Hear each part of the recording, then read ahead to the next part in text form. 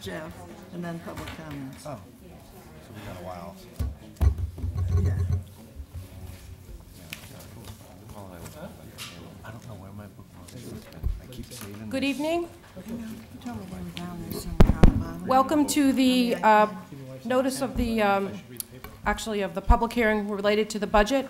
Before we start tonight, if we could just start with a moment of silence for two particular incidents. The family member who perished in the house fire last evening, and also the two that we know have perished in the explosions in Boston.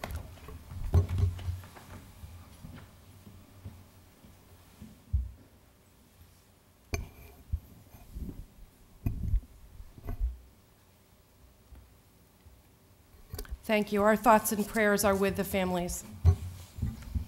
I'd like to welcome you here tonight to the budget hearing pursuant to Section 305 of the Charter, Section 34-2 of the Municipal Code, and Section A-180-3 of the Internal Rules of Procedure, and at the direction of Mayor Hemmen, you are hereby notified that the regular meeting of the Town Council will be held on Monday, April 15th, 2013 at 7 p.m. in the Town Council Chambers, 505 Silas Dean Highway. Our next order will be the Pledge of Allegiance. Mr. Walsh, could you lead us, please? I pledge allegiance to the flag of the United States of America and to the republic for which it stands, one nation, under God, indivisible, with liberty and justice for all. Thank you. Madam Town Clerk? Councilor Drake is unable to attend. Councilor Hurley? Here. Councilor Kotkin? Here. Councilor Manusos? Here. Councilor McAllister? Here. Councilor Montanari? Here. Councilor Roberts is unable to attend. Deputy Mayor Council? Present. Chairperson Hemmen? Here. Thank you. Let me just explain to you all for the order of what will happen this evening. There will be two presentations. The Superintendent of Schools will start and give the Board of Education presentation. The Town Manager will follow and give the presentation of the town budget. The second will be public comments. The Town Council Rules of Procedure, A-180-4, allow each speaker to speak 10 minutes. Anyone requiring more time will have to wait until all others present and wanting to speak has done so before they may return to finish their comments. At that point, they may speak up to an additional 10 minutes until all those who choose to speak a second time. And if there's a need for a third time, they can speak at the end. Speakers may not yield time to someone else. There's a sign-up sheet at the podium up here, and then Assistant Town Manager Rayanne Palmer also has a sign-up sheet. So if people haven't signed up, please do so. I will be calling out names first for the first speaker, and then after that for the subsequent speaker, so that the second speaker can get ready to come up. I will call them out in order. Anyone not signed up will have an opportunity to address the council later. Emails already submitted have been handed out to council, and those will be read into the minutes as the meeting adjourns and included. This meeting will be taped and will be shown on TV 16, the government access channel. You already heard the council members' names called for their attendance. We do have board members here present tonight. Would you like me to read their names? Okay. I have Mr. Charles Carey, Ms. Gina D'Angelo, Ms. Tracy McDougall, Ms. Polly Moon, Ms. Elaine Stein Miller Paradise, and Mr. Martin Walsh are all in attendance. And Tracy McDougall. Didn't I Here. say? I'm Did you sorry. say? Did I say Tracy McDougall? I may have. Yep. Okay, great. We have the Superintendent of Schools, Mike Emmett.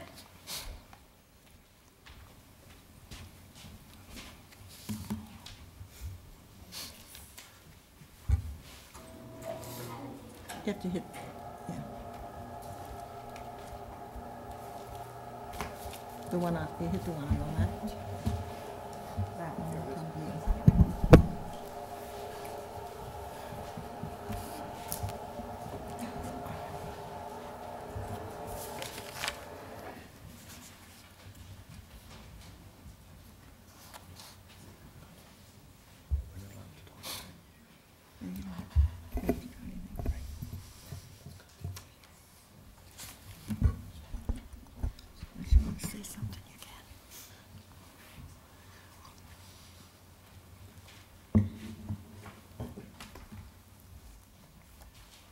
Here it comes.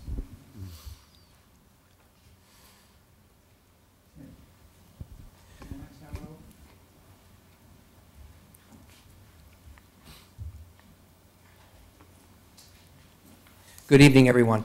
Thank you for the opportunity to stand before you this evening to talk a little bit about the proposed Weathersfield Board of Education budget for the fiscal year 2013-2014. I'm pleased to say that the Board of Education, along with central office staff, as well as building-based administration, spent countless hours preparing this budget. We spent 17+ hours in budget workshops beginning in February, up until the point that the Board of Education unanimously approved the proposed budget that you see before you this evening. In terms of our district focus, you've heard very clearly that education reform is at the forefront here in Connecticut and actually across the country. And our district focus aligns directly with that. The implementation of the Common Core state standards is a foundation on which we are currently building. We are also going to be implementing the Smarter Balanced Assessment. So the days of the Connecticut Mastery Test and the CAPT test are coming to an end. We'll be replacing that with the Smarter Balanced Assessment. We've actually just completed pilot testing at several of our schools this year and are working on the integration of technology. These are no longer going to be paper and pencil tests, but actually going to be presented via laptop, computer, or iPad. Looking at 21st century technology in our buildings, from wireless to smart boards to laptops to iPads for our students to use to access academics and information. Quality professional development, and certainly with the rollout of our new teacher and administrator evaluation document, professional development is going to be of utmost importance. New and updated curriculum. Ask any of our board members and they'll tell you over the course of the past 2 years we have revised or developed countless numbers of new curricular offerings for our students. Instructional improvement obviously remains an important part of our process as well. Our high school renovation is in process. We're working on it now. And again, talking about school, district, and town committees and really looking at a town and school synergy to share resources and make sure that we're working together. In terms of our budget drivers, our Board of Education goals, which are currently in place, and we're actually going to be working on revising those and updating them later on this spring. Our district improvement plan, along with each individual school improvement plan, which has been presented before the Board of Education earlier this year.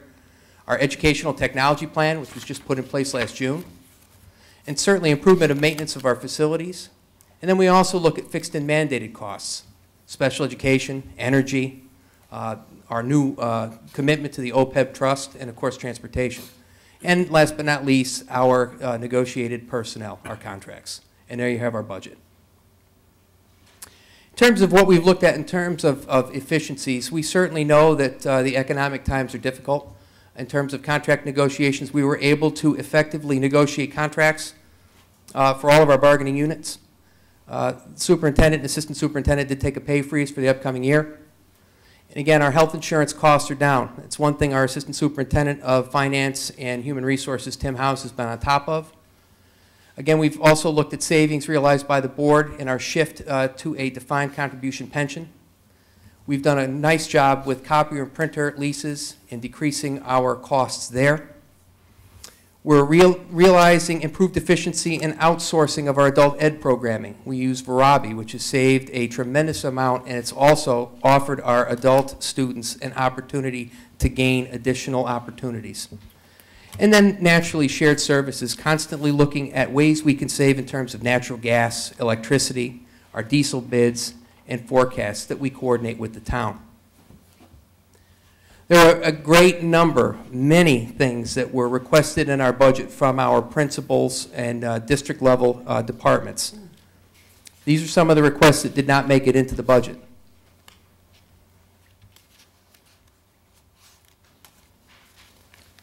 For example, that 1.0 math teacher at Weathersfield High School, that was in response to some of the curricular work that had been done by the curriculum department.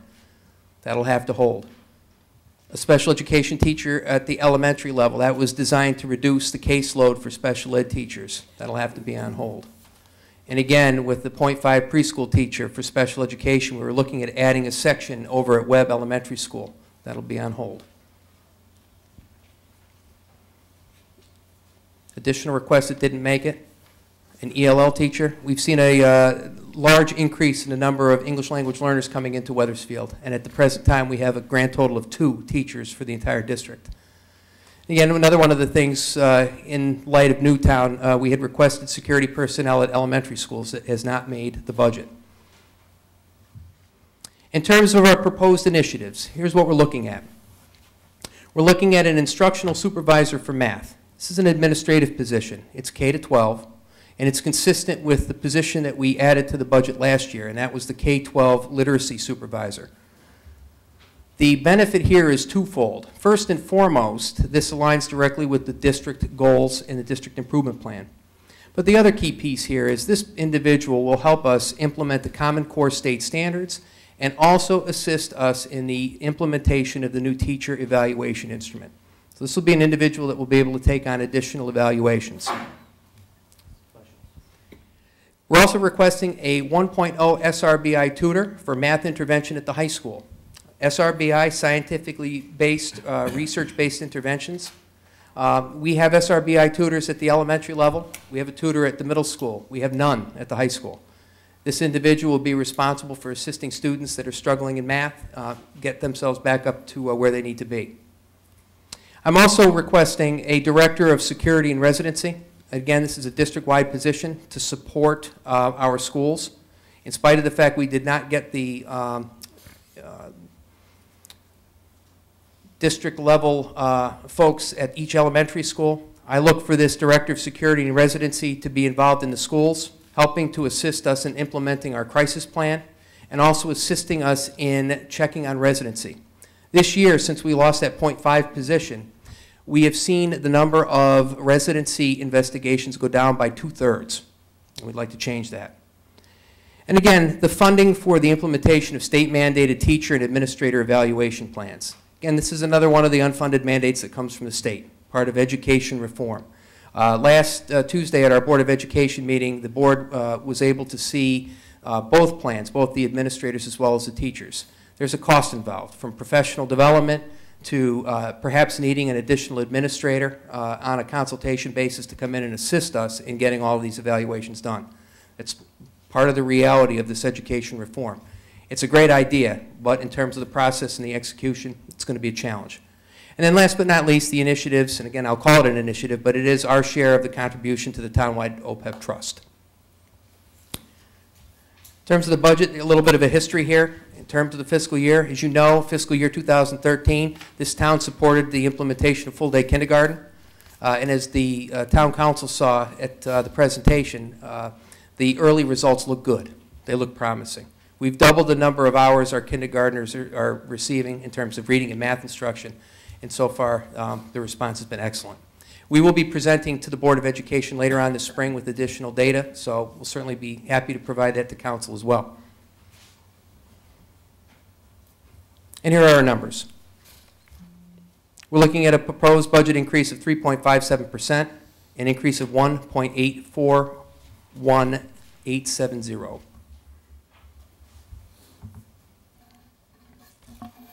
And again, this increase includes our negotiated agreements with our contracts, increases in fixed costs, increases in state and federal mandates, again, most often not funded, and then certainly improvements in initiatives in terms of security. And this is a breakdown. It's probably hard for the public to see, and this is available on our website, but this is a real breakdown of how that increase comes about. So you have just under 1% is contractual, 1.39% is for federal and state mandates. Our fixed operational costs went up 0.26%, and school improvement went up 1.19%. So really the largest increase here within our budget is the state and federal mandate, that which we don't necessarily control. And then finally, last but not least, our budget outcomes. We are certainly committed to providing a high-quality education for all of our students here in Weathersfield. We are focused on continuous improvement, and we are aware of the fact that we have those state and federal mandates that we have to follow. And we know that families make residency decisions based on the quality and the reputation of the school system. And we know full well that the school system quality definitely impacts property values. Thank you very much. Thank you, Mr. Emmett.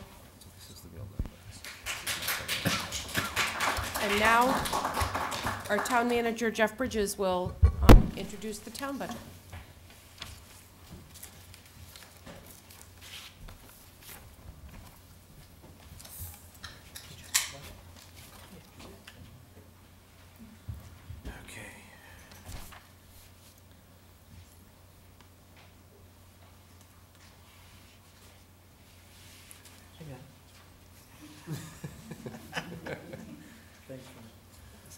Good evening, everyone. What you do with the microphone? There it is. Of course, this is the annual. Is this working? Should we light on? There you go. Okay. Per the charter, every April 15th or the third Monday in April, the town council has to hold the budget public hearing. So in accordance with the charter, we're here tonight to hold the budget public hearing on the proposed Weathersfield town budget, which includes, of course, as you've heard from Mr. Emmett, the Board of Education's proposal. In accordance with the position in my office, we received the Board of Education budget and we put it into the manager's budget without amendment. So you're seeing what the Board of Education has proposed to the town council. The appropriation side, you can see the difference between the current year and the proposed budget, the town side, and this will get clearer as we go on, but the town's proposed spending is up $1,019,000 and $493, 2.93%. Then the road improvement fund, which we created in the current year to dedicate $1.2 million a year for roads, that is going. The amount of the levy for that, $900,000 is the levy for that, and we're using other funds to make up the $1.2 million. As you can see, due to the governor's budget, the funding source for that particular fund has changed significantly, and that'll become clear as the budget goes forward. But the levy for that is down 56.73%. The Board of Education, as you have heard, is up 3.57%. Overall, the town budget is up $2.3 million or 2.69%, with a mill levy increase of 1.05% or 3.21. The mill rate is increasing 1.05 from 32.58 to 33.63. That includes the road improvement levy. 1 mill equals $2,290,000, and you can see how the mill levy is broken down there on the right. 33.46 for general operations, which includes educational and non-educational expenses, and then another 0.17 mils for roads. Here's the history of the mill rate. You can see it's a series of sloping increases followed by a somewhat sharp decrease, and you can see the years we did reval in the decreases. It slowly escalates, reval knocks it back down, and then it creeps back up again. It'll be interesting to see with this reval that we're currently going through how that pattern is reflected, because we haven't seen over the past 4 years an increase or decrease significantly one way or the other in property values. So it'll be interesting to see how that fleshes out for the next budget year. This is a history of spending increases over the prior year. Since 2005, you can see how the different changes per year, and we're at the very end there with a proposed 2.69%. Revenues, taxes are proposed to go up $3.2 million or 4.38%.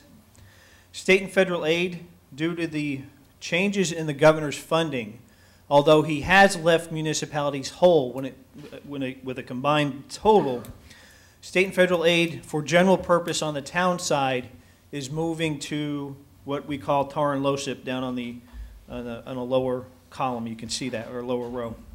So we see some reduction in general purpose state and federal aid, which includes ECS. Non-tax revenue is down slightly. We're still waiting on a couple numbers. We haven't included what we would call an equity distribution from our insurance carrier. Annually, we usually get some return on our lap insurance, liability, auto, property insurance. We've not budgeted for that yet because we're not aware of what the distribution will be. So that number will increase or go up prior to adoption. The road levy is down $513,000, but that is being made up for with the increase in the TAR and LoCIP funds. TAR and LoCIP, Town Aid Road and Local Capital Improvement Program, is where the governor lumped together the general purpose municipal aid. So we've lost the Pequot funding, we've lost a lot of the pilot programs, but in the governor's proposal, that money has shifted to TAR and LoCIP, and that's what we use to fund roads. So that offsets the reduction in the mill levy, which becomes $1.2 million at the end of the day. So we'll be able to continue that program we initiated in the current year. Fund balance, we're proposing to spend less fund balance to support the budget in the current year. Last year we spent $700,000. This current year we're bringing that down to $350,000, and next year we're proposing $300,000, which is a goal overall to maintain a fund balance between 7 and 10%. As you'll see later on, this budget has a proposed fund balance exactly at 10%.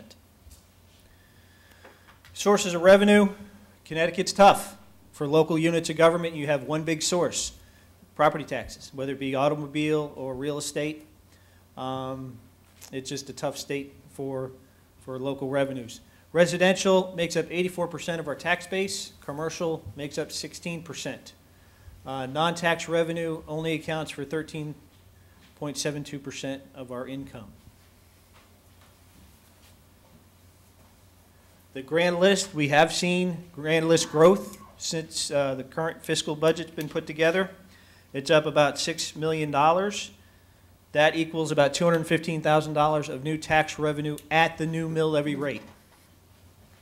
Again, we're seeing a reduction in general purpose revenue sharing from the state. So on the general fund side, we see a reduction in municipal revenue sharing, but on the town aid road side and LoCIP side, we see an increase. So it does net out. It's just a matter of what pot we're putting it in. So in that case, we have been left whole. ECS, which is what the focus was for the governor's budget recommendation, is up $341,000. And for the first year, probably in half a decade, we're seeing an increase in investments on our funds, mostly due to new banking relationships we've established. But our interest on our deposits are anticipated to go up for the first time in quite a while. Major expenditure categories: Board of Education, 59%. The town, 32%. Capital is 2%. Roads is 1%. The library is 2% of the total. And debt is 4%. Where do your tax dollars go? If you were to pay $5,000 a year in real estate taxes, 59.11% of that, or $2,955, goes to education. $83.50 goes to capital improvements. $187 goes to debt service. $100, or 2%, goes to the library. And $1,607 goes to the town general operations, which includes public safety at $529, public works at $338, planning and economic development at $16.62, parks and recreation at $89.74, health and human services at $37, MDC, which we pay a sewer assessment as a member town, of $162.13, and finally refuse and recycling, which residents of the town do not pay a separate charge or bill from the trash hauler, which it's covered in your taxes, is $106.36.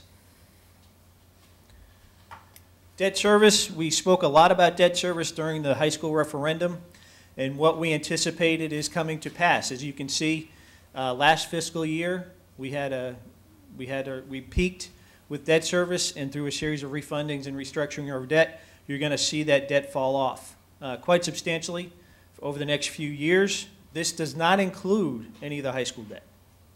So the funding program for the high school included a series of issuances during the life of the project, which would keep the debt service slightly higher than it was at the time of the referendum. So as you can see, as we drop off, new high school debt will fill that gap between the prior year's debt service. In the capital budget, we have a capital budget roughly of $1 million this year. 810 or 800,000 is on specific purposes, such as the roof replacement for Firehouse 2, various improvements to schools, such as door locks on various elementary schools, and doors, high crest roof repair. We're putting a down payment on a salt shed for physical services. That's planning money and design money. Roof inspection and maintenance, pedestrian ramps, door replacements at the firehouse, Fire Station 3, along with windows and lights. We've been going through a series of improvements at each firehouse where we pick one, do the heating and cooling upgrades, do the window upgrades, do those kind of things that make them more efficient. We've been taking them in a series. Facade loan program, which has been extremely successful, updating the commercial facades along the town's commercial thoroughfares. A series of drainage projects in several neighborhoods. We're going to replace the porch on the Solomon Wells house. For those of you who use that facility, you've probably seen the need there. Webb tennis courts will be upgraded. The Capital Improvement Advisory Committee realized with the tennis courts coming offline at the high school, we're going to need the availability of a new set of courts. So they're proposing that these courts be renovated for $90,000. We're going to do some more plumbing at Willard Pool and $25,000 towards the Cove Dock project.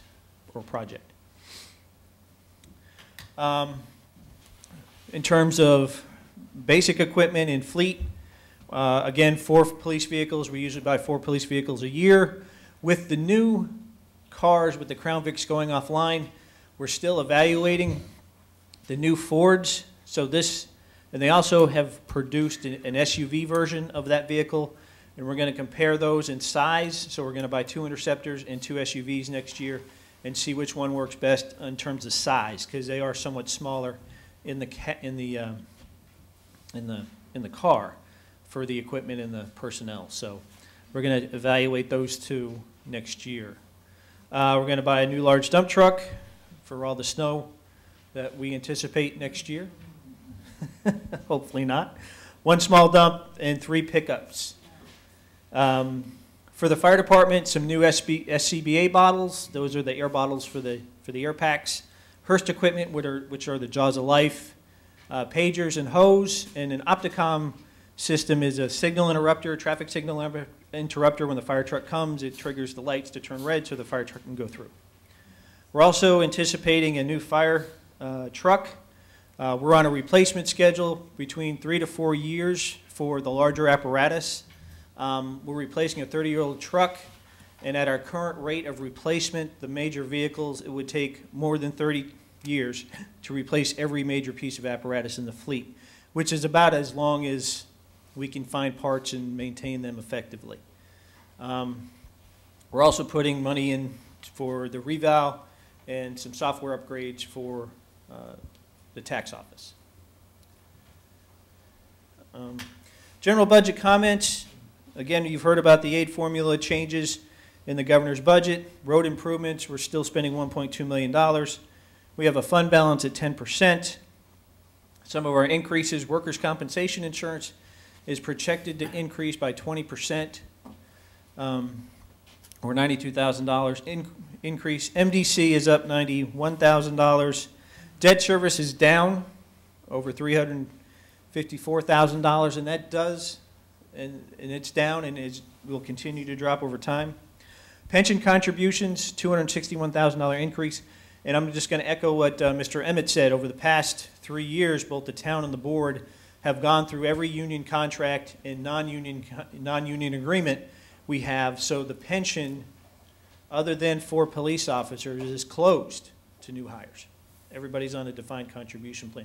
In addition, new hires in the police department, all overtime, will be on the 401k plan and rather than in the defined benefit plan. So we anticipate a long-term savings there and a shift away from the defined benefit plan, but it will take a few years to realize those changes. Health insurance is decreasing over $700,000 between the town and the board. That's based due to some changes in utilization. We have fewer members in the plan, and we have changes in utilization that could easily escalate depending upon the health of the population in the pool. We just so happen to have several positive years, and Anthem is projecting a lower spend in our claims. We are self-insured. The town or the health insurance plan will cover the first $100,000 of any claim, and after $100,000 we have reinsurance, or what's called stop loss, which covers everything over $100,000. So that's our cap per claim, and our claim volume is based upon how many times we think we're getting over that $100,000 mark.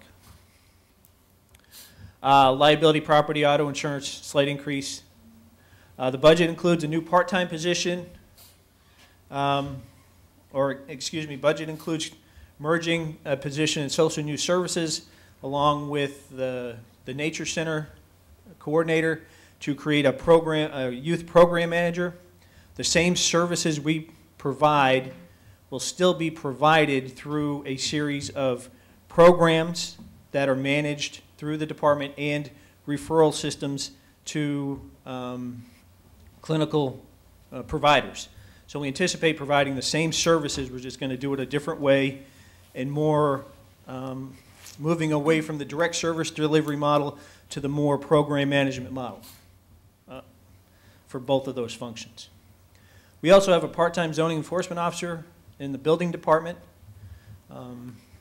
Salaries for union employees, all the unions that have existing contracts that will take effect in July 1 are all at 2% plus step. We've standardized that for all the bargaining units. Non-union employees will receive 2%. Fire department volunteers, we're going to see a first change in their stipend. For many years, it'll go from, we're going to add $1 per call. It adds up to about $11,000 a year. And then, as Mr. Emmett said, we're going to fund the first payment of the OPEB trust. OPEB meaning other post-employment benefits. According to the Governmental Accounting Standards Board, towns, cities, schools, any public agency that is providing post-employment benefits, such as the town does for retirees in terms of medical care, separate from pension, need to account for that and have a source of funds to pay those costs. We've been collecting and generating money for that OPEB trust for several years, and we've created the trust and moved the money in there. We have about $6.5 million in that trust now. We anticipate every year adding another $200,000. So next year that number will be $400. The year after that will be $600. The year after that, and so on until we reach what is called the ARC, Annual Required Contribution, which is the number the actuaries tell us we need to put in every year to meet our obligations. We're already doing that with the pension, as you see through our pension contributions, and we'll do that with the OPEB trust as well. And again, as Mr. Emmett said, we have reduced or eliminated for all the bargaining units retiree health insurance for new hires. So that benefit, unless you're with the state system as a teacher or classified or even a police officer, those are the only three that receive some form of retiree health for new hires. Tonight is your night to speak on the budget. If you do have questions, you can email them to us, you can call us, you can reach out. We're here Monday through Friday. So the council has to adopt by May 15th and set the budget at that. So thank you. Thank you.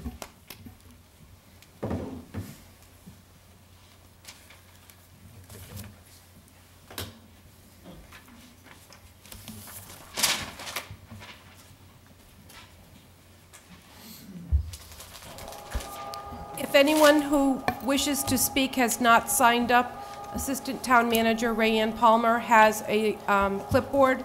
I have the first list of people. So if others want to speak, please see Rayanne and sign up, and we'll start with number 1, Dr. Sue Tenorio, followed by Andrea Ginter. Remember, there's 10 minutes to speak in this portion of the meeting.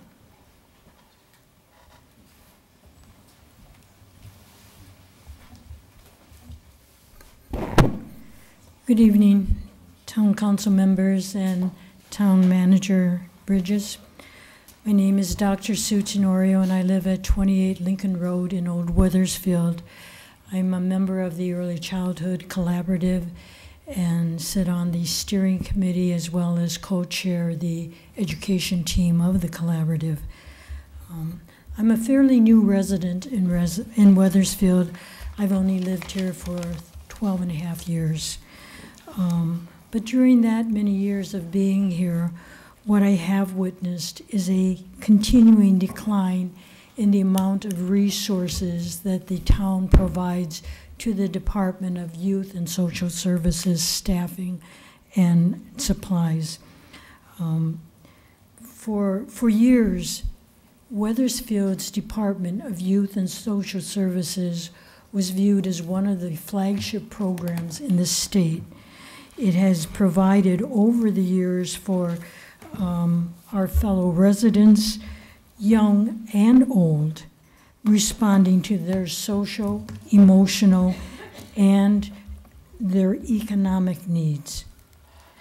The department has provided a variety of programs, from transportation services for the elderly and persons with disabilities, as well as psychotherapy on a group, individual, and family basis.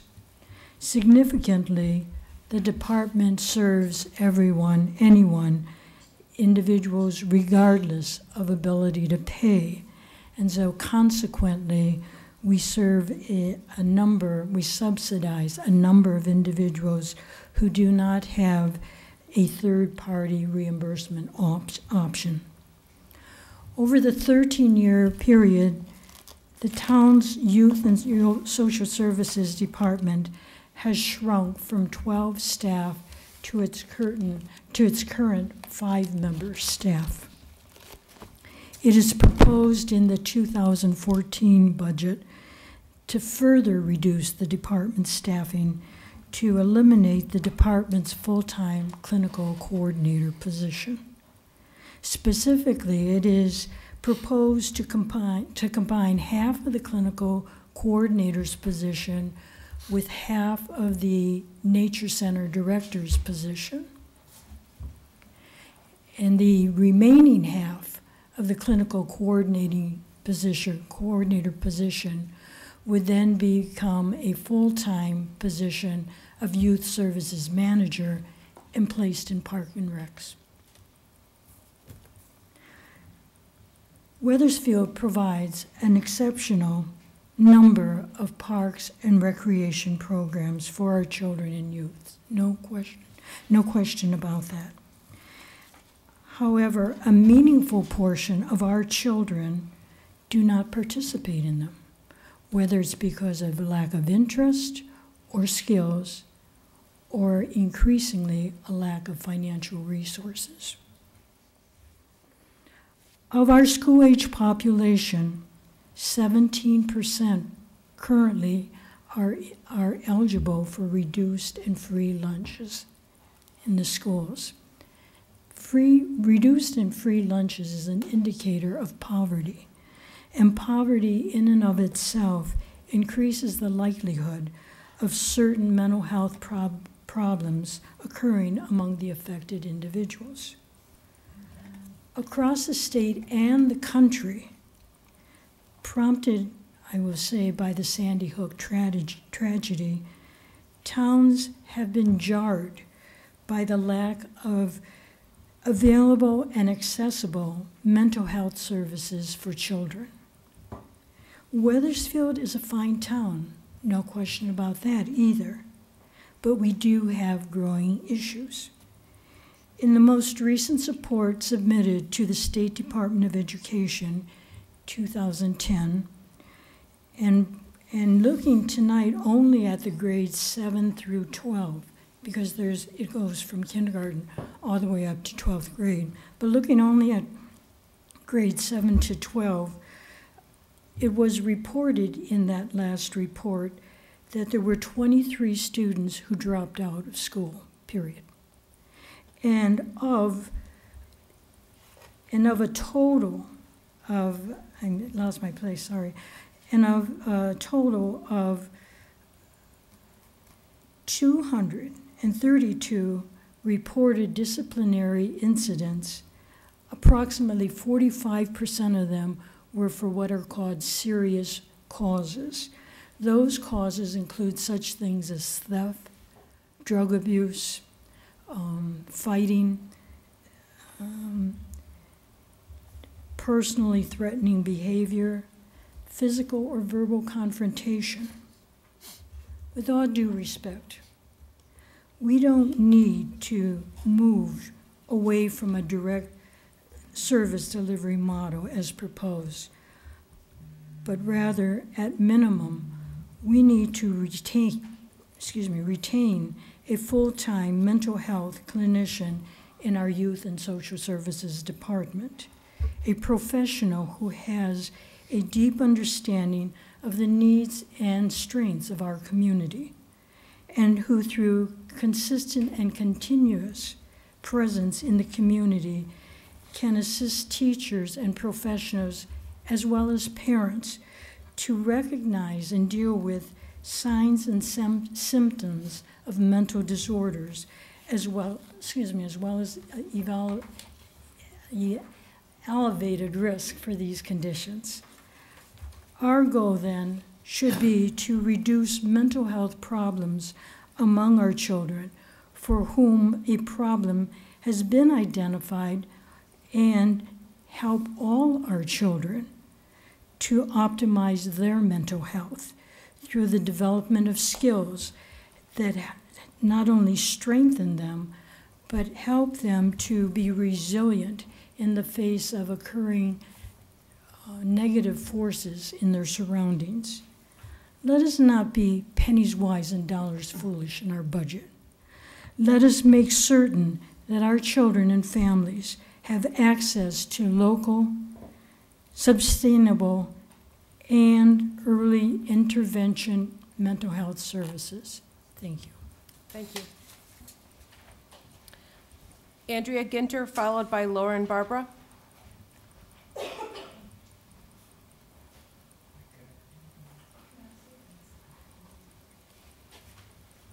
Good evening. My name is Andrea Ginter. I live at 19 Midwell Road. I'm a parent at Emerson Williams Elementary School. I've got a daughter in 6th grade and a son in 4th. Last year we made great progress by voting in the high school renovation. That was a step in the right direction. We cannot reverse that progress with cuts in programs and personnel. Taking a look at the budget, it already doesn't include a lot of important things, like the beneficial enrichment programs like ROPES and Math Olympiad. We had a big success this year at the high school level with the Jets team winning that big prize. All those students had the benefit of Math Olympiad enrichment programs. The elementary school students now, for the most part, do not have that benefit. We have to enrich their lives and their educational experiences from day one for them to reap the benefits later on. Class sizes are already too large. Elementary school teachers are responsible for meeting the educational needs of all of their, 25 students, from remediation to enrichment for highly capable students. And that's a very difficult job for one teacher to do on top of all the bureaucracy and red tape administration. And bringing it to a realistic business case, we are in competition with neighboring towns. Glastonbury hands out iPads to every incoming freshman in high school. When new families are looking into where they want to live, where they want to move, it's becoming an issue. And we are indeed in competition with neighboring towns that are offering a lot of perks and a lot of beneficial enrichment opportunities. So if it were up to me, I would actually give more funds to the educational system, but I understand that that's not terribly realistic in this day and age. So I urge you to fully fund the proposed Board of Ed budget. Thank you. Thank you. Lauren Barbara, followed by Tony Martino.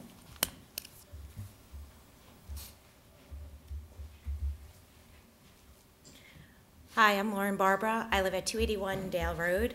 I am also an Emerson Williams parent, and I find I come here once a year to talk, typically about this time of year. It's a little different. I will say that there's not as many people here as there were the past couple of years when our schools wanted major initiatives. I will speak specifically to the full-day kindergarten that was pushed for, thankfully voted on, and having 2 children, one in kindergarten right now and one in 3rd grade, I have seen the results, and I'm so thankful that everybody who did vote for it did, and for those that didn't, I hope that you can see my child is reading at such an earlier age, and she's doing math at an earlier age. And while we are not getting the iPads for every student, we've been lucky enough to have the smart boards in each of our classrooms. And in agreement with what Andrea said, we need more. I mean, you can look around. Our PTO is very active in trying to provide as much as we can, but we need more. And so, like Andrea, I would ask that you pass what's been given, and if we have more, to give it. Thank you. Thank you. Mr. Martino, followed by Bob Woodward.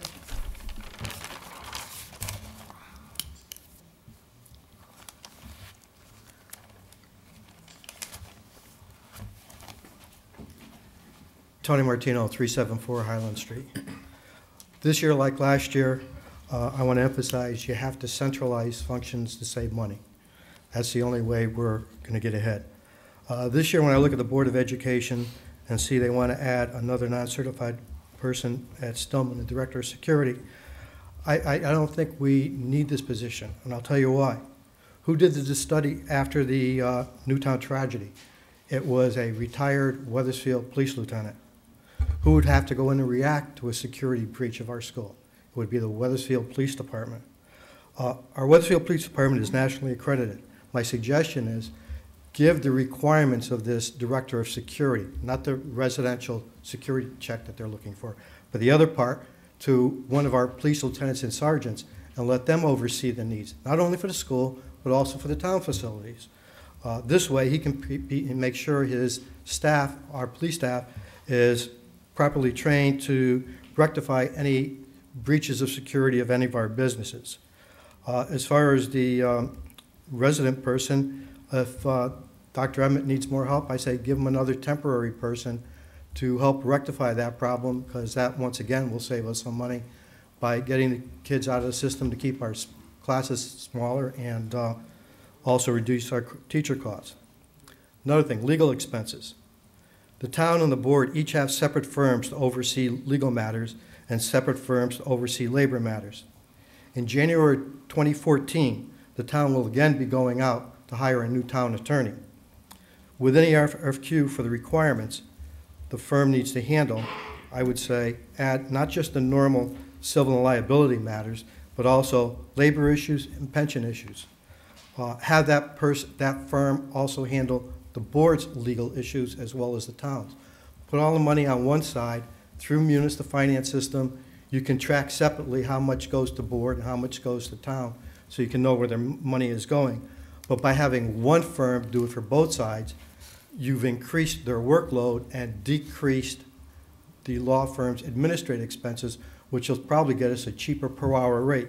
So I suggest you look at combining all legal expenses next year for the board and the town. I'm happy to see in the superintendent's budget he wants to hire a curriculum supervisor for math. I think it's great he wants to bring back a curriculum supervisor. Personally, I think he needs to bring one back for all the subjects over time.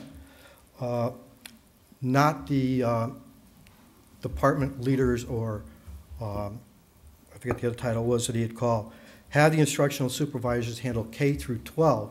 This way he can make sure the educational needs for our kids are taken care of so they can get the well-rounded education all the way through, so that when the kids come up for graduate, they will be at the caliber where they'll be able to get into any college or technical school of their choosing. So I would hope that the board would consider bringing back the curriculum supervisors they had before. Another thing I'll bring out again to centralize is the town and the board maintenance staff. I think it would be great if we could combine both. We have a great, in the town side, our new physical service director has great credibility as a facility manager and has handled it at major universities in our state.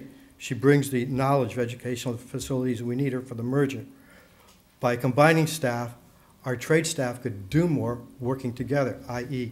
our electricians could work on a project together, our carpenters could work on a project together. By doing so, we could probably cut the need to go out to hire outside contractors to do some of our projects, capital projects, and we could do them in-house at a cheaper rate. Also, by combining the staff, we'd have the custodians all together, and maybe then we can have them work in the schedule where they could take care of the town facilities as well as the board facilities and reduce or eliminate the need to have outside contractors taking care of the town. Also, by having them in one union together, during snowstorms, they could help with snow cleanup around the schools, which would then free up the Parks Department staff to work with the highway people, so that way we can get our roads and parking lots freed up and maybe cut down on the number of snow days to get the kids to finish at a reasonable time. So there are many other things that you can consider for centralizing functions and reducing costs to increase productivity. You just need to have to think outside the box to do it. Thank you. Thank you, Mr. Martino. Bob Woodward, followed by Barbara Rue.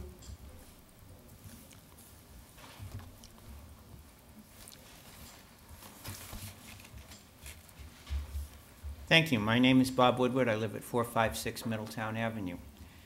My concern, believe it or not, is the increase. I'm retired. The only increase we will see this year is Social Security, which increased 1.7% as of January. And for us, that was a very small increase. With what the taxes will do to that if it goes up by 2.69%, plus what Washington, or some in Washington, seem to want to do with Social Security, I'm wondering what my Social Security is going to be worth in the long run. I know we have needs in the town, but I look in the paper at other towns around and I see one town that managed to hold their Board of Ed budget flat, another one that increased it by 0.93, one town that came up with a very small decrease in the mill rate, and one town that came up with, I think, 1.6 or 1.7% increase in the town budget. If there's any way, and I hear the needs from the Board of Ed people, but if there's any way to drop this increase, while I speak personally, I suspect I don't speak for myself. I suspect there's others out there who saw this kind of increase and will wonder, what's this going to do to my Social Security, not only this year, but in the long run. Thank you for your time. Thank you, Mr. Woodward. Barbara Rue, followed by George Rue. My name is Barbara Rue. I live at 79 Main Street. I speak as an individual who has spent their whole life advocating for children, working with protective services, and some extremely disturbed and dysfunctional children. I currently have the privilege of serving as the chair of the Youth Service Advisory Board, and I've been on that board for a number of years, and I was actually on the board in the 70s at some point. The Youth Service Bureau, in my opinion, provides a very important preventive service. We do lots of treating and lots of other things in government. We have a great child welfare system. I say that with some degree of disdain, but we do no prevention work. Youth services, in my opinion, is the core of prevention work in this town. Youth services works with the police, works with the schools, and informally manages to keep kids out of trouble. Over the past 5 years, the budget has been dropped almost $340,000. The decrease this year, which is essentially one position, is $71,295. That is 0.13% of the school budget, 1% of the police budget, and 0.078% of the town revenue. We can't find that $71,000 somewhere else so we can keep our clinical coordinator? Do we really need to spend $90,000 on tennis courts? Do you think tennis courts would have made a difference in Newtown? You think tennis courts will make a difference in the life of a child who's struggling with emotional problems? I don't think so. And I'm sure that people like to play tennis, and that's all very fine. But children are more important than tennis. And then there's the facade program for $50,000. Is it more important to make buildings on Silas Deane Highway look good? So it's a matter of priorities. I came here this evening to speak on this because our kids are our future. We're spending $53 million to educate them, and we can't spend $71,000 to have a clinical coordinator? It's cheaper to have a clinical coordinator than to have, say, 2 or 3 or 4 kids from Wethersfield go into residential treatment, which could cost anywhere from $300 or $400 a day to $1,000 a day, and we get to pick up the educational component. Wouldn't it make more sense to do prevention work? I would look long and hard for somewhere in this budget to find that $71,000. I found it in 2 places very quickly.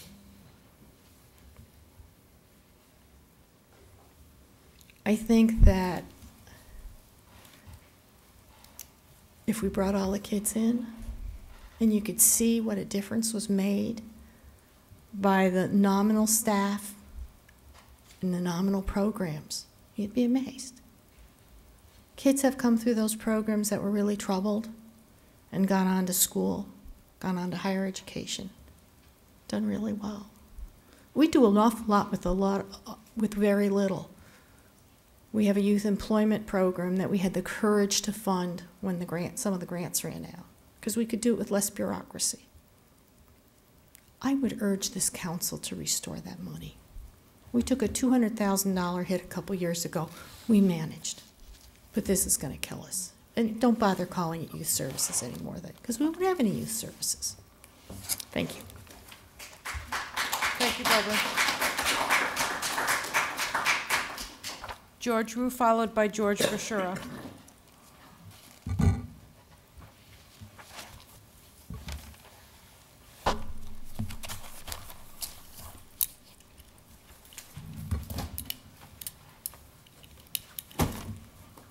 Good evening, ladies and gentlemen. George A. Rue, 956 Cloverdale Circle. These are former town budgets from a couple of years back that I had opportunity to refer today for some interesting points. I reviewed the budget to a limited degree,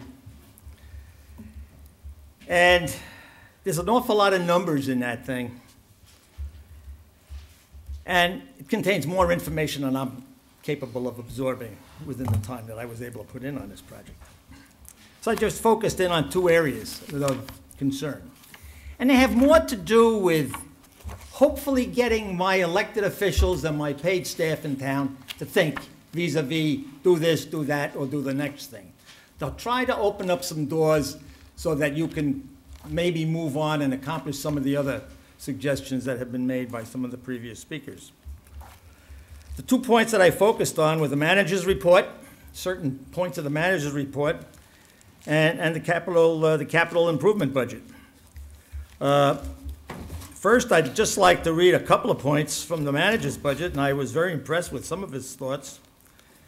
And in the second paragraph, the manager says, while remaining conscious of the weight of taxation a community can sustain, we are also, as fiduciaries of the town and its responsibilities, tasked with ensuring that the community and its environs are maintained and supported adequately and provide the level of service required. Now, a number of other people have also addressed those issues here, the weight of taxation. One of the previous speakers raised that. The 2.69% in the town side of the budget, that seems like a reasonable number to me, and I'm not going to say it's good, bad, or otherwise. I'll be honest, I don't know. But ultimately, I have come to the conclusion that there's room in that budget to squeeze more out, and that's really what I want you to start thinking about. The manager talks about the grand list improving by 0.3%. grand list, 0.3%, that's like zero. So, I mean, when I see that as being touted as a benefit, it's minuscule and it doesn't make an awful lot of sense to me. It's zero for all intents and purposes. Another item that caught my attention, and again, I said things that caught my attention and jumped out at me. The cap, and on page 3 of the manager's budget under internal considerations include 2 items. The capital and non-recurring expense fund contains $40,000, which is has to do with fire engines. Keep it simple, keep it short, George. There were 2 entries there that talked with fire engines, talked about fire engines. Gut reaction, maybe I'm right, maybe I'm wrong. If I'm wrong, so be it. You listen to a lot of wrong stuff. The public listens to a lot of wrong stuff too, often. It struck me that these things appear to be moving in the direction of trying to avoid referenda where the townspeople will have a say in how much money the town is spending. For example, the lights at the high school field, classic example, where the Taxpayers Association forced the town to have a referendum. And it seems to me that way. If that's the case and if that's what you're doing, I think you should stop it and don't do it. Figure out a better way to do it. You're all pretty smart. Under pensions, a paragraph, for new police officers hired after July 1st, all overtime, departmental and private duty will be included in defined pensions, et cetera, et cetera, et cetera. Again, my take on it, right or wrong, it's my take. I sense a recognition of pension problems. And I get this message again and again, I hear that, and that's good. That you're hearing that there are pension problems, because as I drive around town, I see the pension problems a lot of times. I see them in flashing red lights on little streets where I'm saying, why is somebody there getting pension money in a town vehicle where, you know, a cone would be more than adequate? So you get accolades for that. I think that's a good direction to be moving in.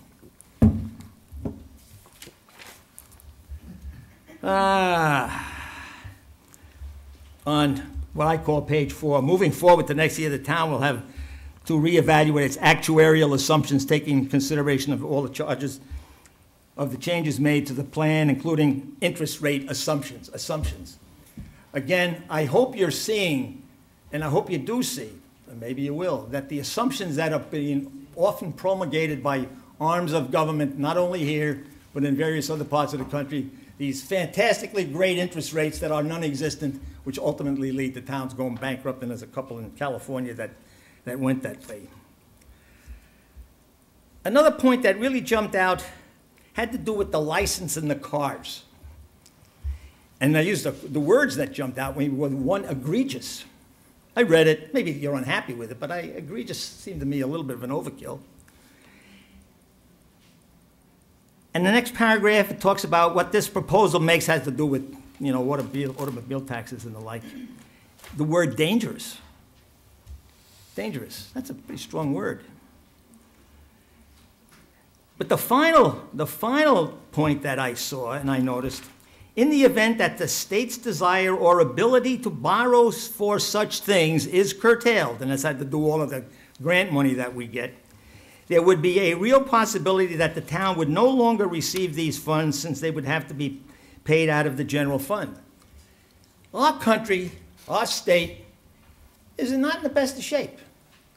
And I think, for example, to always think that there's free money out there somewhere, it doesn't make an awful lot of sense to this taxpayer.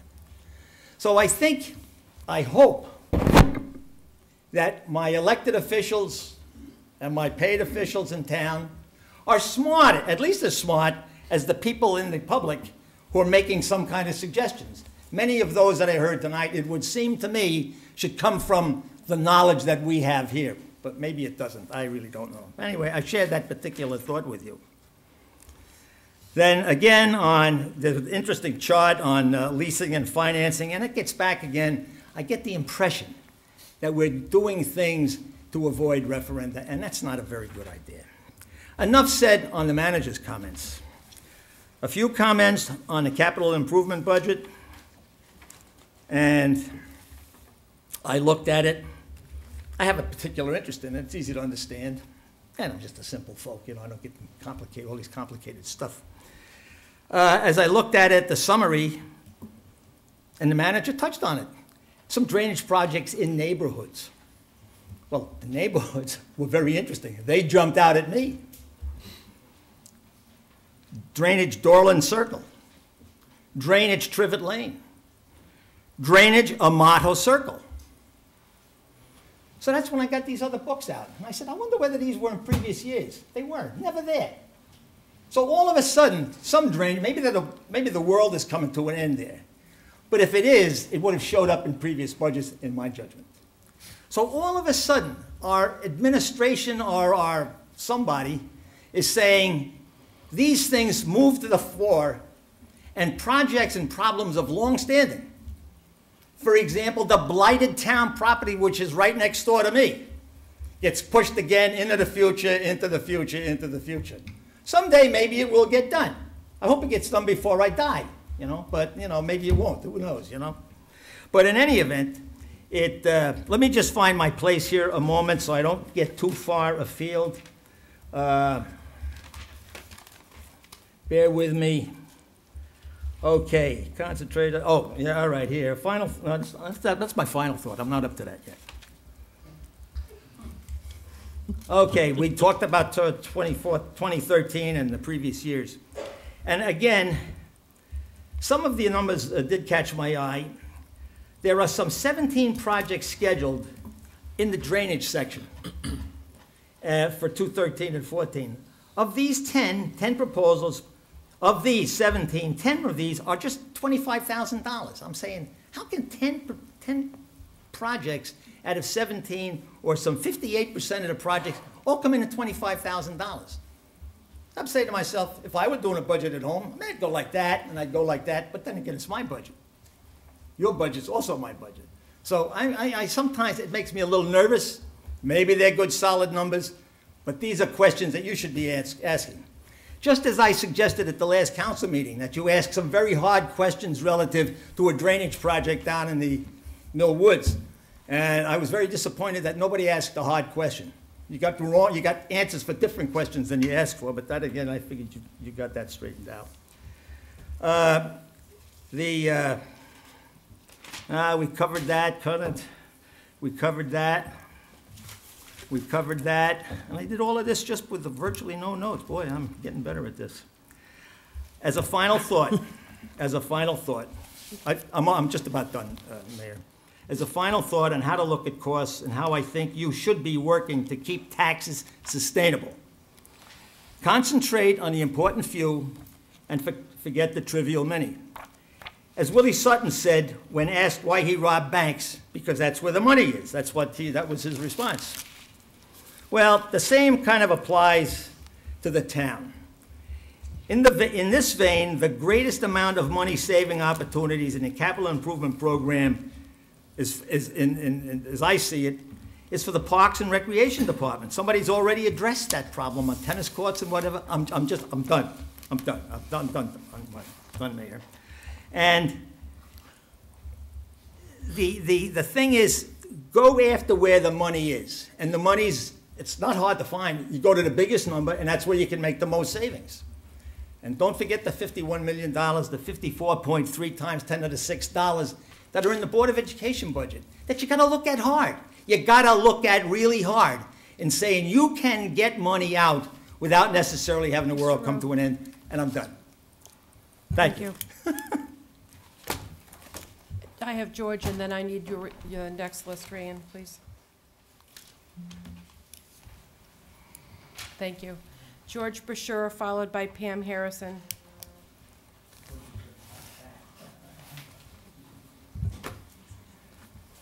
Good evening. I'm George Brasher. I live at 120 Mohawk Lane. Good evening, Madam Mayor, Town Manager Bridges, members of the council, and members of the Board of Ed. It's been a while since I've been able to come up here and talk with recent events in my personal life. But I want to go back and thank the mayor and the town manager for putting together the vigil for the Newtown folks. We did a lot of work in a short period of time, and that was good healing for the town, and thank you for those that did come out. Tonight, I want to talk about 3 topics. I want to talk about the Youth Advisory Board, in which I am a member of, The Youth Advisory Council is taking a hit. I want to talk about the town taxes and our lack of economic development. And then I'm going to talk about the Board of Ed. So, having come up at this point in the program, you've heard a lot of different things. Dr. Sue, she did a wonderful job and talked about a lot of stuff I was going to mention in my conversation. The same with Barbara Rue. She sort of made this easier for me to come up here and say, we have to look to the youth in our town. We give them sports, but we got to focus on the kids that don't participate in the sports and need some type of structure, some leadership, and some guidance. Those are the ones that are going to fall behind. As we take care of our kids in school that fall behind, we need to take care of our youth in town. So I'm not going to say anything different that Dr. Sue or that Barbara Rue said, but $71,000, if you take a look at removing 2 cruisers even out of the budget, 1 car and 1 SUV, $71,000 probably applies right there in that number. So we got to focus on our kids, or these kids are going to get left behind. The second thing we'll talk about tonight is the lack of economic development in this town. Recently, we've had a little spurt of small business, which is awesome for the town, for our strip, I'll call it our strip mall town. We've added 2 yogurt facilities, a Pizza Hut, and I hear there's some other activities coming into town. But we have this eyesore that's right down the street on Silestine Highway that sits vacant. Nothing's gone in there, and we got to figure out if we're going to do all this other restoration and make other things in town look good. We have a building that can be used, or the lane that can be used to put something in that place. If we're going to increase our budgets across the town and across the Board of Ed, we got to do some type of economic development to help raise our tax dollars and take the burden off of the general public. The third topic I want to talk about briefly is the Board of Ed. When I ran for office 2 years ago, I had thrown out some suggestions and talked with the board members even afterwards about looking at surrounding communities and how are these communities that surround us getting by in these tough financial times, and their budgets aren't increasing as much as ours do. 57% of the budget goes to the Board of Ed. Let's keep the kids in school, let's keep it going, but we have to figure out a way to reduce the cost. No one's come to me for suggestions. I had given a list of names of towns that are doing the same type of work we are, but with less. They're Ellingtons, they're the places up north where their tax basis is a little bit tougher than ours, but their students are still getting a quality education and have great numbers. And once again, these are the silly things about a budget, but the report cards. Once again, 2-page report cards. What has happened to the 1-page report card front and back being used? Repeated costs, colored paper. We talk about different things that come out of the school system, the multiple packets that get sent home for kindergarten. All that stuff costs the town money. And these are the points in the budget that we need to look at to where can we cut these costs. So with that said, I want to thank you for your time and have a good evening. Thank you. Pam Harrison, followed by David Karuk. Hi, good evening. My name is Pam Harrison, and I live at 21 Wilcox Street. I'm here tonight to speak in support of the mental health services available to Wethersfield children and their families. In light of the tragic events in Newtown just a few months ago, I feel it would be a huge step backwards by cutting mental health services to Wethersfield residents. We are so fortunate to have 2 skilled counselors currently on staff with social and youth services. They provide individual, family, and crisis treatment to many families here in town. They work collaboratively and proactively with the school district to ensure that the mental health needs of our families are being addressed, and are able to do so on a sliding scale so that all families can access the support that they need. Moving towards a more program-based way of providing services minimizes the needs for direct, individualized services that meets the needs of this diverse population. The town greatly benefits from both the services provided by social and youth services as well as the Nature Center. The mental health and wellness needs of our residents cannot be overlooked or minimized. Cutting a position at Social and Youth Services would be a huge mistake that would impact many residents and their mental health needs. Thank you. Thank you, Pam. David Karuk, followed by Ryan Anard, I believe. I'm sorry if I don't pronounce that correctly. Hard to read. Hello, David Karuk, 149 Broad Street. I'm the fourth person to speak about this, and I wasn't going to speak about this until I heard about it. It's regarding the Youth and Social Services Department, the cuts, and as the first speaker spoke, Sue, that the department has shrunk from 12 staff to current staff of 5. Now, this organization is designed to help students with emotional, not just students, just any youth with behavioral, emotional, mental health issues. And they have a clinician, a full-time clinician, that you want to, as Sue mentioned, I have her speech here, you want to parcel out to private contractors. Now, by doing that, you're taking someone who is familiar with our town, our students, our youth, and the way we do things. I say students a lot because a lot of these youth are students, and they're many of them are in the special ed department, as Mr. Emmett may be very familiar with. He was a former special ed teacher, as I am, and Mr. Moore knows well about.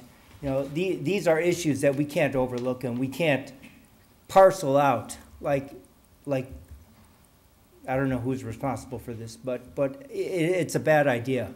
This is not an area you want to make cutbacks on, because these are the youth that are at the bottom, and we want to bring them up. And we're not going to bring them up by cutting the services. Thanks. Thank you, Mr. Krug. Ryan, thank you. Sorry. I'm sorry. How do you pronounce your last name? It's Allard. Those are 2 L's. Oh, okay. Sorry. It's all caps, but it's still messy. So. Okay. Thanks. My name is Ryan Allard. Live in 75 Somerset Street. I'm an engineer in town, or I'm actually an engineer in Rocky Hill, but I commute from here and there multiple times a day. I just have a bunch of random comments, so I don't really have anything fully prepared.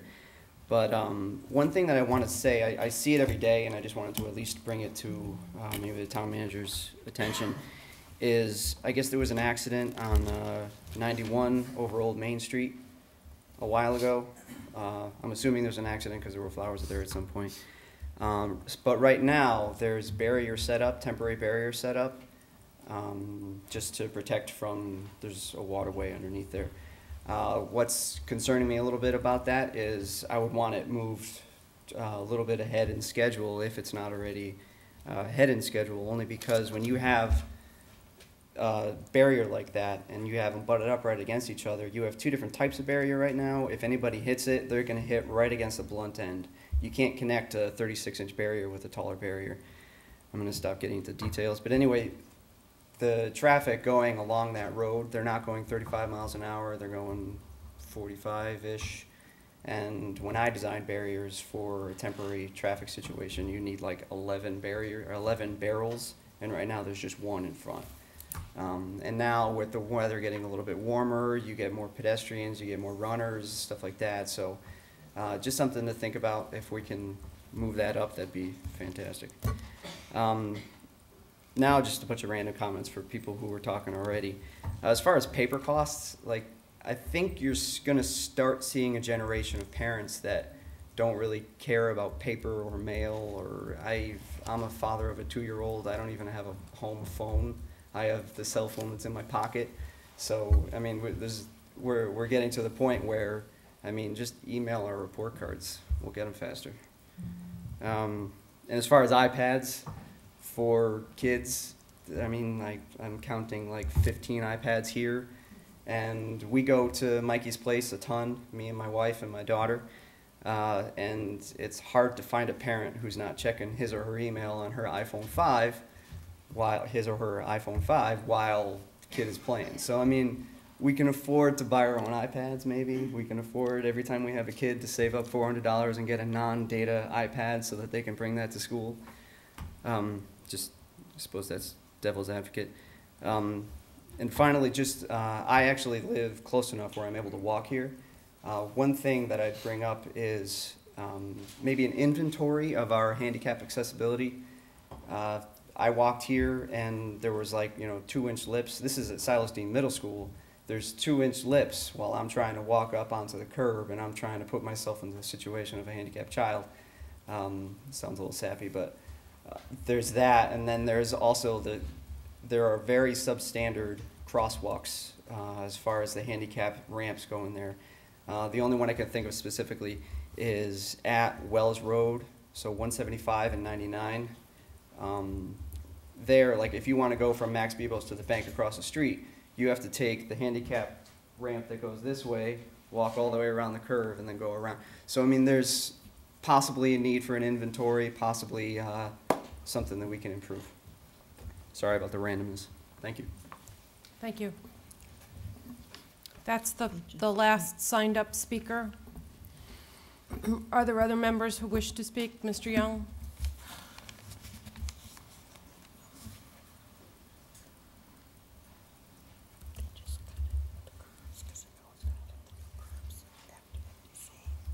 They milled it all the way down.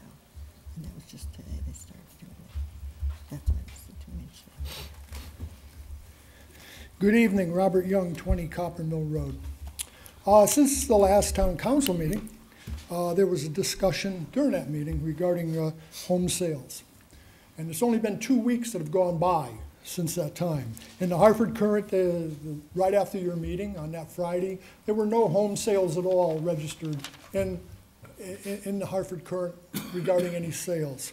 The following week, which was whatever, there were 11. And out of the 11, 2 of them were foreclosures, and the other one was a bank selling a house to somebody. It doesn't say much for our town, where we have roughly 15% of our home sales end up being foreclosures or some type of transactions. And what this does to the neighborhoods, what this does to the rest of us, is anybody's guess. But mostly it's the downward pressure on the sale of our homes. And as you know, Mayor, we have unemployed, we have underemployed, we have never employed people living in our town. Never employed, such as young students that finish high school and finish college and can't find jobs. And by the stagnant wages for those who are working is another issue that comes along that nobody cares about. Yet we constantly, year after year, see our increases coming from our town council and, of course, from our Board of Education. More demands, and more demands on the citizens. And we citizens are getting squeezed all different ways. There's a number of citizens that live in this town that are elderly who end up having their children living with them. They end up having their grandchildren live with them. They end up being responsible for them, which puts a terrible burden on those seniors and middle class, people in the middle, those that thought they were empty nesters. But again, we come back here to taxes. We come back to the town of Wethersfield.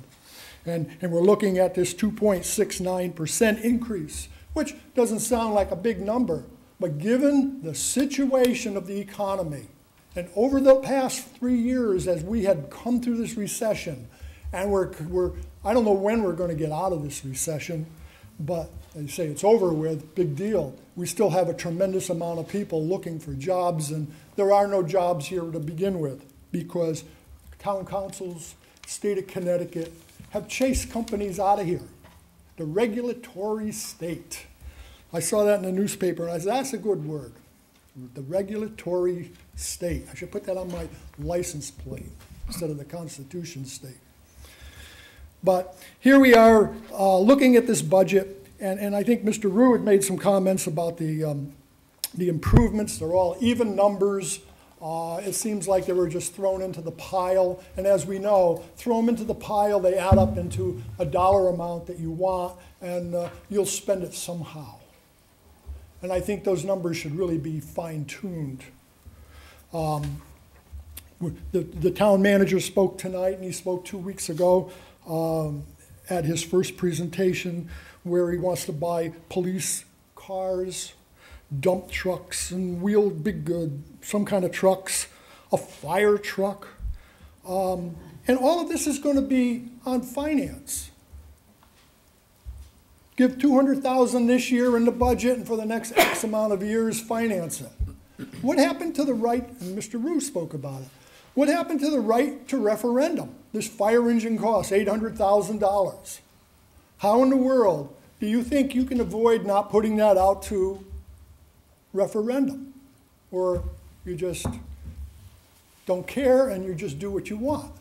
I think you should, Mayor, put it out to referendum. The citizens should have the right. It's an $800,000 piece of equipment, and it's over the $200,000 threshold, and it should go out.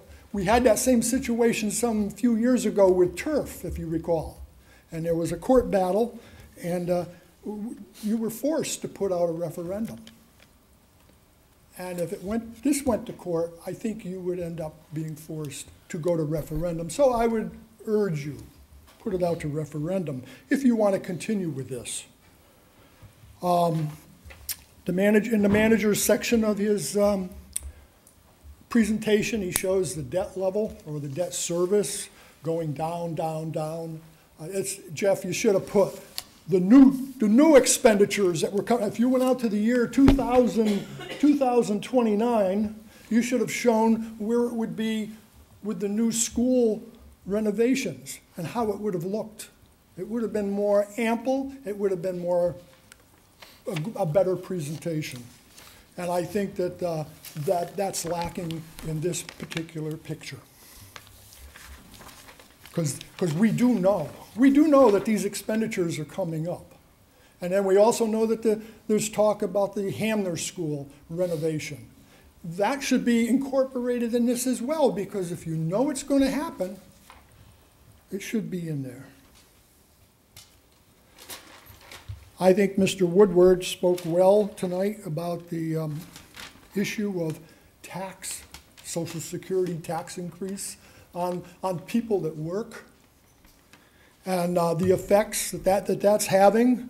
I don't believe municipal people have that Social Security problem, but all the other people certainly do.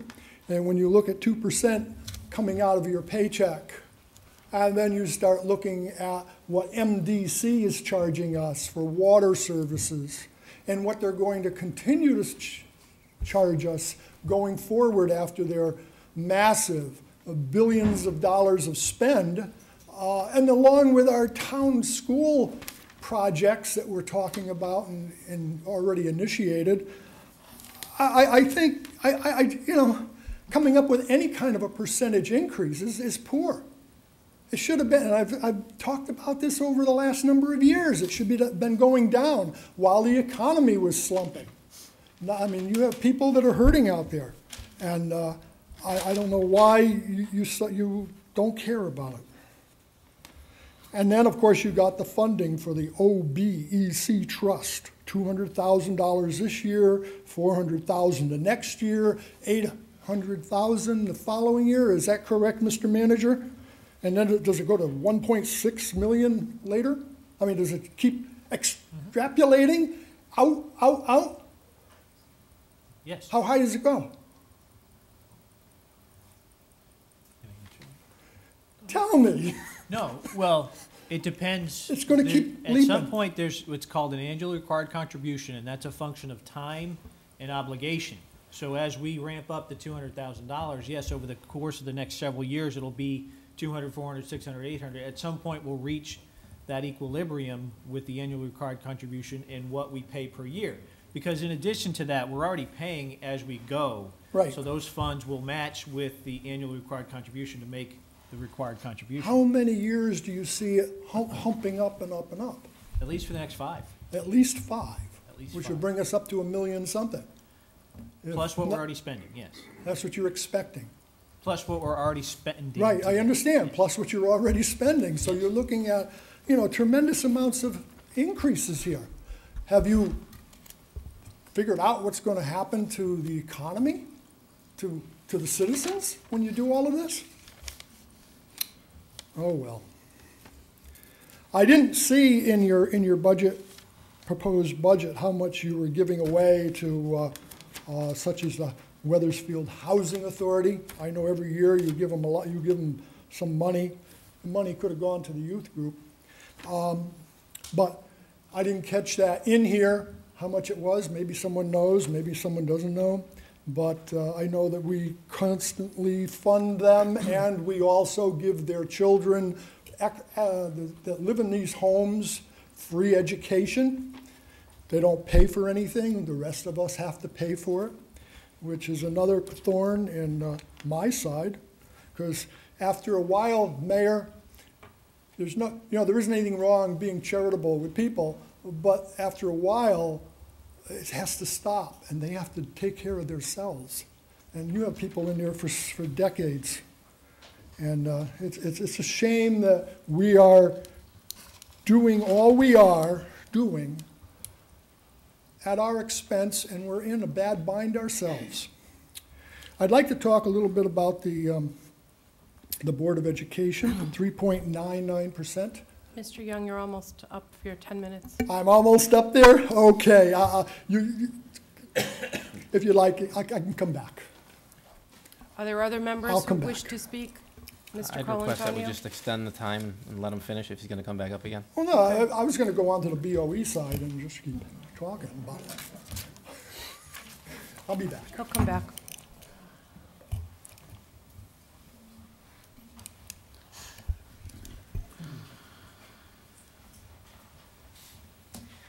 Good evening, Gus Colantonio, 16 Morrison Avenue.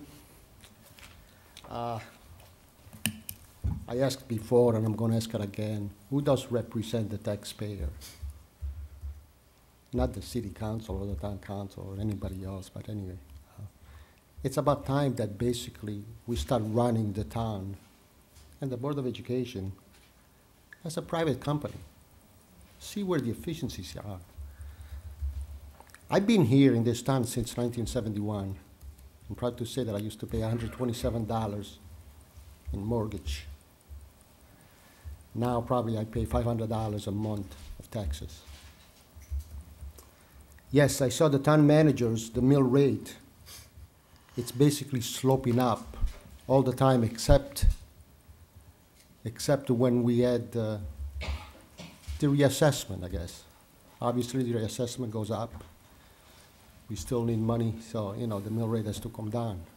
But when next time the reassessment comes along and the properties are going to go down, how much higher a mill rate is going to go?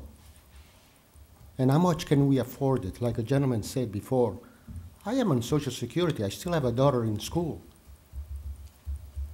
I mean, these increases all the time. I don't know, how far is it going to go? And one small comment closest to my heart. One of the expenses was to replace stop signs in towns, $25,000. And on some occasions I was told that over the years we have placed many stop signs in town that we don't need. Is it about time that we check where we need it and update those, or if they need to be replaced, and eliminate some of the stop signs that don't need to be placed? And just off-side comment, I guess, a few weeks ago I was told that I was right, but the town was not wrong regarding the dimensions on Tifton Road and Morrison Avenue. Only in the towns and in government can that happen.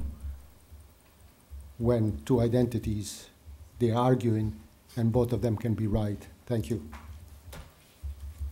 Other members of the public? Mr. Wagner?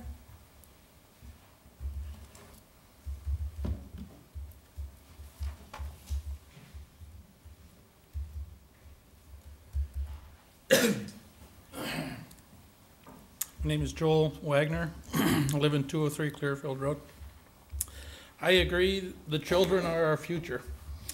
I want to thank the school. I see Mr. Moore here. Both of my daughters went through the high school while he was a principal, and they both have done very well, and I appreciate that. This is a great school. The increase in the budgets are a concern. I know that everybody needs to get raises. I always hope for a good one at work. I'm betting, though, that most of the raises out here in the audience are less than the budget increases. Anybody have bigger raise than the budget? No? No. Thank you for your honesty. I was surprised that the Board of Ed budget didn't show a number that was a few, it was shown at a previous town council meeting. I think it said that there was $13,000 spent per student in town. Is that correct? That was, it was shown. I know that my taxes on our house on Clearfield doesn't equal that. I had 2 children in school for a long time, from kindergarten on, and I know that my taxes didn't cover that cost. Now, maybe when they started in school it wasn't $13K per student, but it probably was pretty close when they graduated. So Peg and I are planning to stay in town to support the school. We believe in it. We'll continue paying our taxes to keep the Wethersfield school system the best that it can be. I'm very proud of it. I am going to say something that might be a little counter to what you've been talking about tonight, and that is putting technology in the schools. When people say technology, I'll do air quotes. They usually mean computers, internet service, all that. Certainly all that stuff is where I work. It's necessary to compete. I'm going to say something that might not sound so good, but I believe that some of this electronic media that's in the school is merely a distraction to the students.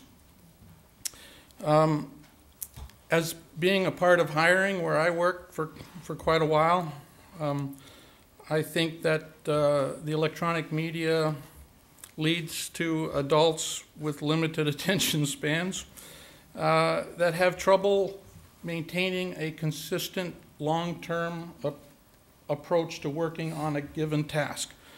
The electronic media creates people that want immediate gratification, and spending months working on the same thing would really trouble them. I refer to the iPads in the room, iPads and cell phones that are being referred to even as we're talking here tonight. And those people aren't paying attention to what's being said, and I think it is sad that the iPads and cell phone usage is more important than these meetings. And so putting technology in the schools just accentuates that. My counsel is to put your money in great teachers. I think that's the bottom line. You have to have great teachers. And without that, the students will not succeed. You can put all the electronics you want in the school. It'll be the teachers that make the difference. Last thing I'll say, fund the child services. I heard the Bristol principal say that it is easy to identify troubled kids. I know all of you went to grade school and high school, and I bet you can name by name the kids that were going to be trouble, and they probably were. It's easy to identify them, but if you don't have the skills to help them, you cannot. So if we have educated people in child services that can help, please fund them. That's all I want to say. Thank you so much. Thank you, Mr. Wagner. Anyone else? Ms. Smear?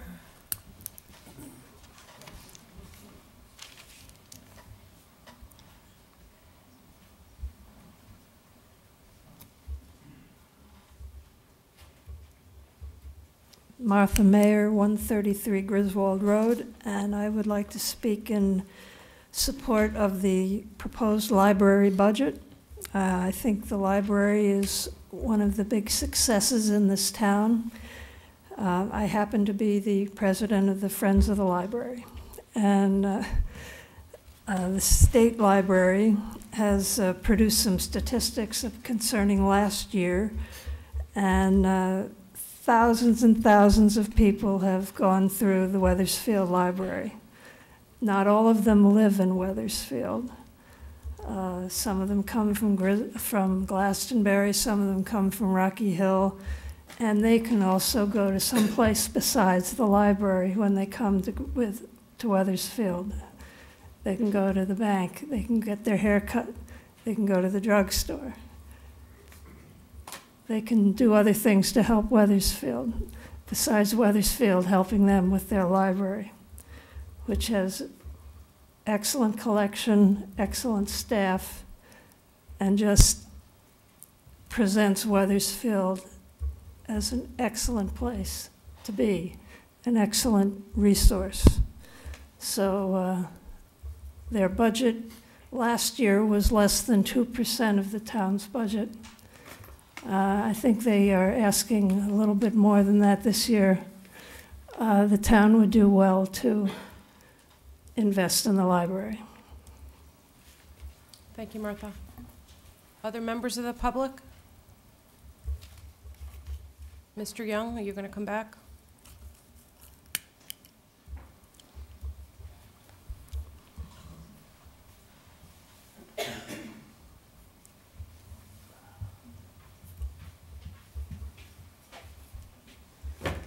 Good evening again. Robert Young, 20 Copper Mill Road. Mr. Colantonio had hit an issue that I wanted to mention also, and it was stop signs. $25,000 for stop signs. You know, it wasn't long ago, a couple of years ago, they put some kind of a sign out in front or right next to my house for this pathway or for the bikeway, which I thought was kind of ridiculous. But you can have signs and signs all over the place. I hope you don't, you know, $25,000, I don't know how many signs you buy for that, but that to me sounds like a lot of signs. And you should cut that back. Who needs them? We have them already, unless a few of them need to be repainted. I'd like to go on about other issues. Tonight it was mentioned that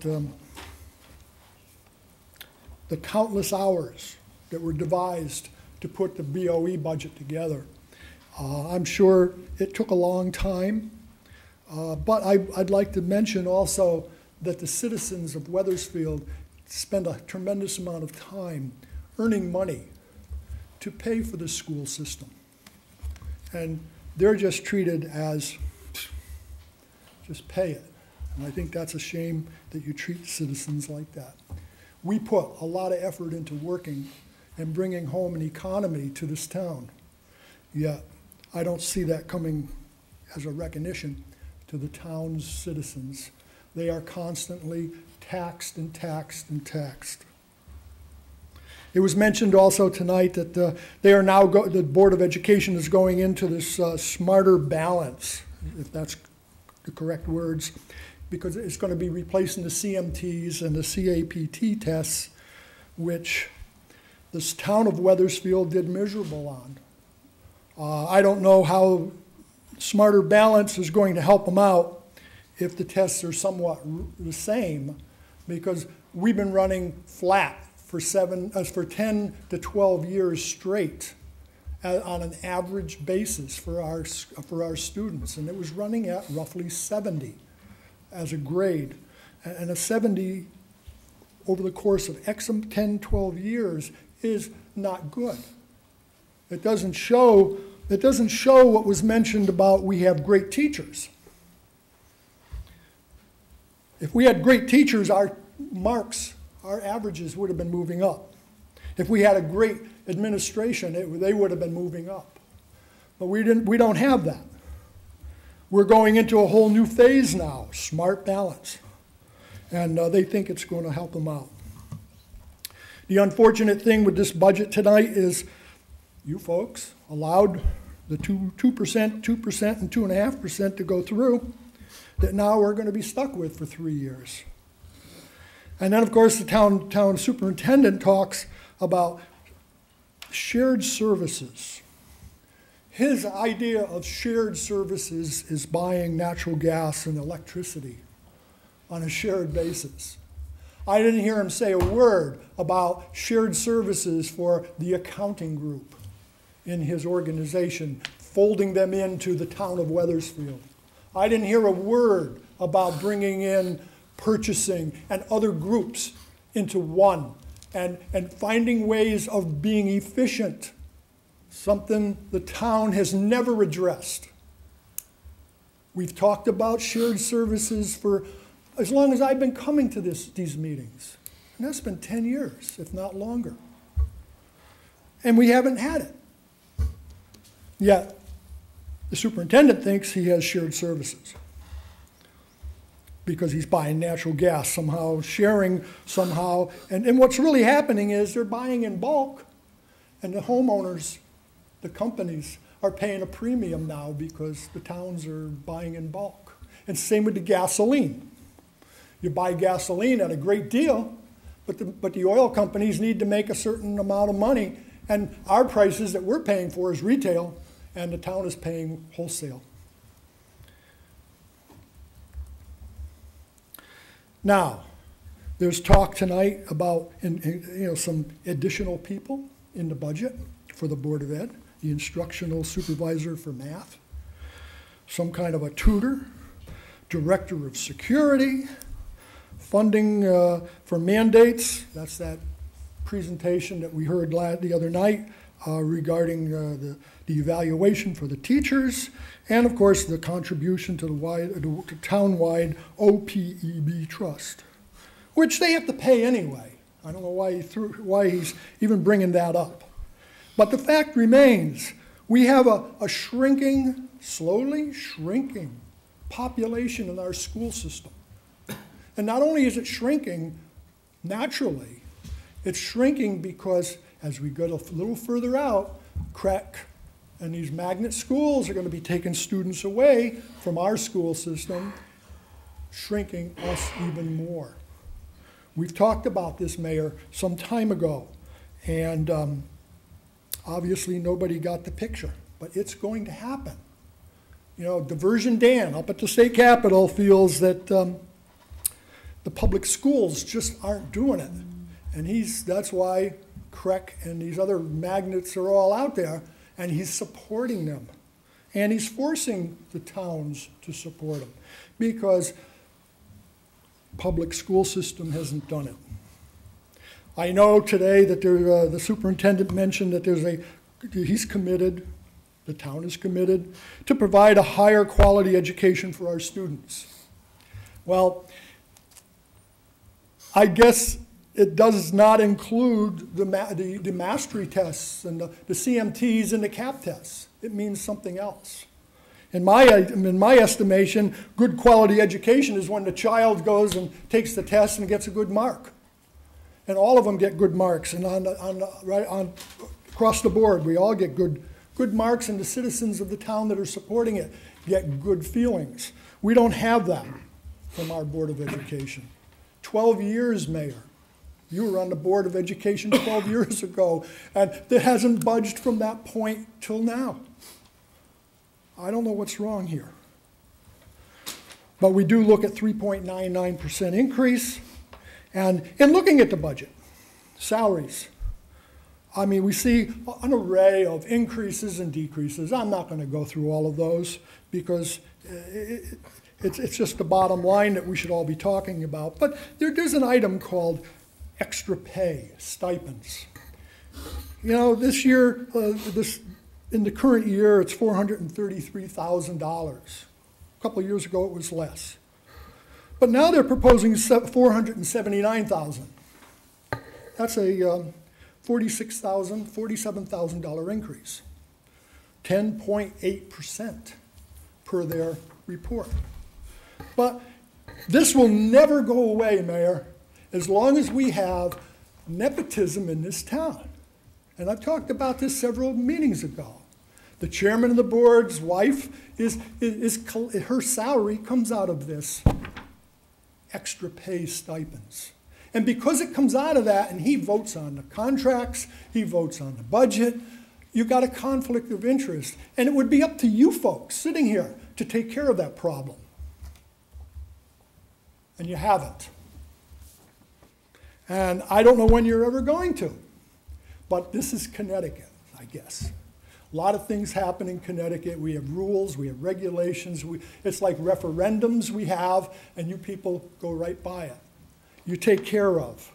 And when the feds finally come, beware.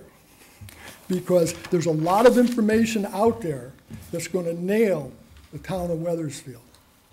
And there's a whole slew of things I could talk about tonight, but I'm not going to. I will address most of them as we go forward. I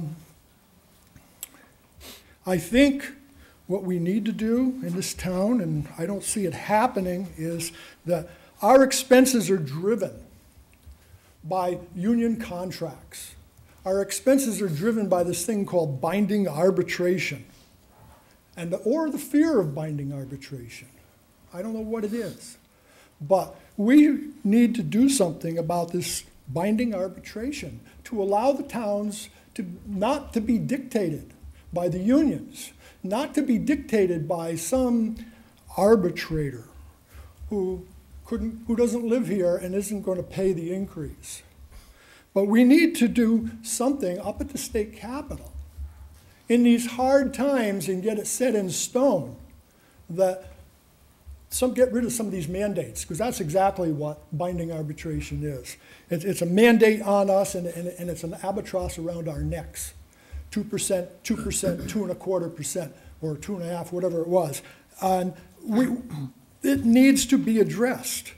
And if you don't do that, we're going to just continue having bad times ahead of us, especially, yes, I understand, especially as the MDC payments start coming in, they start kicking in, the school renovation starts kicking in, the $1.2 million pension, whatever that thing is, OPEC, or however you pronounce it, when all those things start kicking in, and you're going to see property values not only stagnate, you're going to see them drop, because nobody's going to want to come here and buy our houses. Thank you very much for addressing you tonight and for any extra time. Thank you. Thank you. Other members of the public? Mr. Bashura?